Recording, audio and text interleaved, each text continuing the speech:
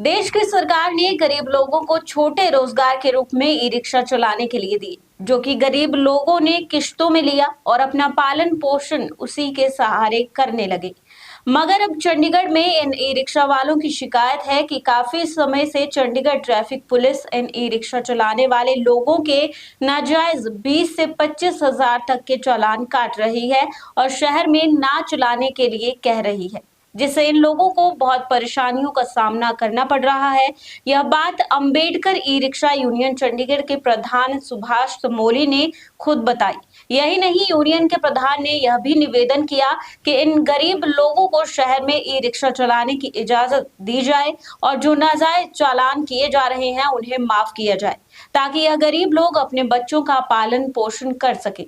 और क्या कुछ कहा ई रिक्शा यूनियन चंडीगढ़ के प्रधान ने, आइए सुनते हैं। अपने बारे में बताइए कुछ।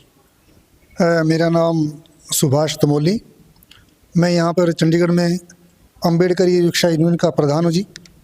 और रिक्शा यूनियन का प्रधान Chandigarh Ambedkar e rickshaw union जी। E rickshaw Ambedkar e rickshaw union का प्रधान हूँ मैं यहाँ पे जी। ठीक है जी। और काफ़ी टाइम से हम लोग ई रिक्शा चलाकर अपना जो पेट पालन कर रहे हैं, बच्चों का पालन पोषण कर रहे हैं। मगर पिछले दिनों से काफ़ी टाइम से चंडीगढ़ पुलिस प्रशासन ने हमारे ई रिक्शा चलाने पर पाबंदी लगा रही है और 20,000 से लेकर 25,000 तक का चालान काटा जा रहा है, जो कि बहुत ही नाजायज़ ये पुलिस प्रशासन हमारे साथ कर रहा है।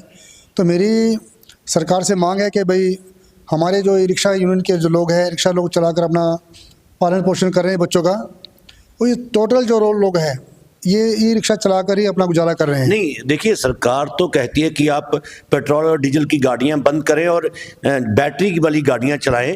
ई रिक्शा तो सरकार उसको प्रमोट कर रही है, तो चंडीगढ़ प्रशासन या चंडीगढ़ पुलिस जो है, ट्रैफिक पुलिस, वो क्यों चलान कर रहे हैं? इसका कोई पुलिस ने खास रीज़न हमें नहीं बताया। पुलिस ने ये कहा कि आप लोग जो है, जैसे मध्य मार्ग है और हमारा मेन मार्ग है जो ट्रिब्यून चौक वगैरह है, भाई आप लोग यहाँ पर नहीं चलाओगे।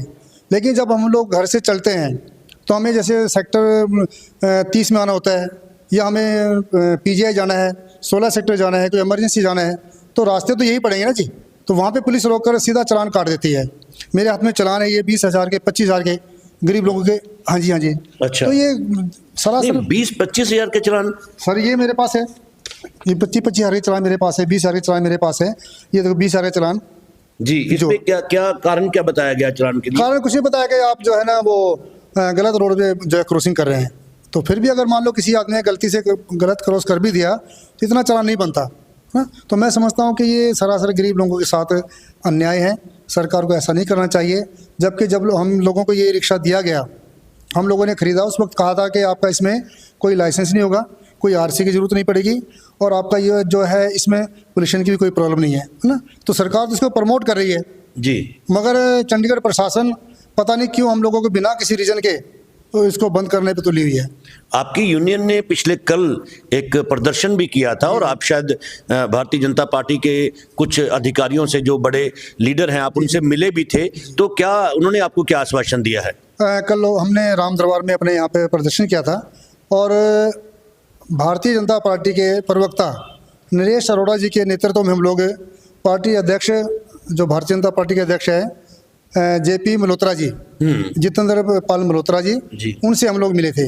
उन्हें हमने सारी प्रॉब्लम बताई, उनको मांग पत्र दिया और उन्होंने हमें आश्वासन दिया कि मैं जल्दी ही एसएसपी ट्रैफिक से बात करके आप लोगों की समस्याओं को हल करने की जल्दी से कोशिश करूँगा। ये उन लोगों ने हमें कल आश्वासन दिया है। आपकी जो यूनियन है, क्या आपकी यूनियन ने कभी एसएसपी साहब से मिलकर इस बारे में बात करने की कोशिश की? हाँ, एक बार कोशिश की हमने। हम लोग गए थे एसएसपी ऑफिस में, उन्होंने बुलाया था हमें, मगर किसी कारणवश जो है वो मिल नहीं सके। टाइम देकर भी वो जो कहीं सिक्योरिटी का वो देकर उदाहरण देकर चले गए, निकल गए थे, जिस कारण दोबारा उन्होंने कहा कि हम लोग दोबारा बुला के आपसे बात करेंगे, मगर दोबारा आज तक उन्होंने हमें बुलाया नहीं। अच्छा, आपका जो ये ई रिक्शा है, ये इस पे आप सवारी ढोते हैं या ये कमर्शियली आप इसमें कुछ सामान ढोते हैं? नहीं, ये सवारी के लिए है। सवारी वाले? हाँ, सवारियों के लिए है। मैं इसमें 4 सवारी अलाउड है और बहुत छोटी छोटी इसमें इनकम है, इतनी कोई ज़्यादा इनकम नहीं है। इसी इनकम से हम लोग अपने बच्चे पालते हैं, घर का किराया, बहुत सारे लोग ऐसे हैं बेचारे जो किराए पे रहते हैं, वो किराया भी इसी से निकालते हैं, बच्चों की फ़ीस है, बच्चों का खाना है, वो सारा इसी से हो रहा है। मैं समझता, कल जब मैंने लोगों से बात की तो इतने गरीब लोग बेचारे वो है ना जी, जो टोटल निर्भर ई रिक्शा पे डेली कमाना डेली खाना। तो कई लोग बोले थे हमारे बच्चों के लिए दूध नहीं है, आज राशन नहीं है, किराएदार हमें परेशान कर रहा है, ऊपर से जो फाइनेंसर है वो परेशान कर रहे हैं, हमारी किस्तें दो। मगर हमने उनको कहा कि हमारे पास काम नहीं है, अभी हम किस्त नहीं दे पा रहे हैं, हमें थोड़ा टाइम दिया जाए। तो बहुत सारी समस्याएं परेशानियां हैं। हज़ारों लोग जो है आज ई रिक्शा पे जो है निर्भर है। अगर इस काम को सरकार बंद कर देगी तो हालत ऐसी हो जाएगी, हमें सड़कों पे रोड पे आना पड़ेगा। क्या चाहते क्या है आप सरकार से, क्या चाहते हैं और क्या कहना चाहते हैं? कहना ही चाहते हैं हम लोग भाई हमें काम करने दी जाए, जैसे दूसरे लोग काम कर रहे हैं हमें रिक्शा चलाने की इजाज़त दी जाए। कहीं कोई गलती होती है, कोई नाजायज़ गलत करता है तो ठीक है, उस पर एक्शन किया जाए, कार्रवाई की जाए, हमें इससे कोई इतराज़ नहीं है। मगर जो नाजायज़ चलान काट रहे हैं, नाजायज़ रोका जा रहा है, ये गलत है। हमें भी काम करने की इजाज़त दी जाए और उस पूरे शहर में काम करने की इजाज़त दी जाए। जो बाकी इन्होंने नाजायज़ चलान किए हैं, मेरी ये भी मांग है कि इनको भी जो है कैंसिल किया जाए, अच्छा, इनको माफ़ किया जाए। ठीक है जी, धन्यवाद जी। Thank you. ताज़ा अपडेट्स व बड़ी खबरों के लिए सब्सक्राइब करें आज प्रकाश टीवी और बेल आइकन दबाना ना भूलें।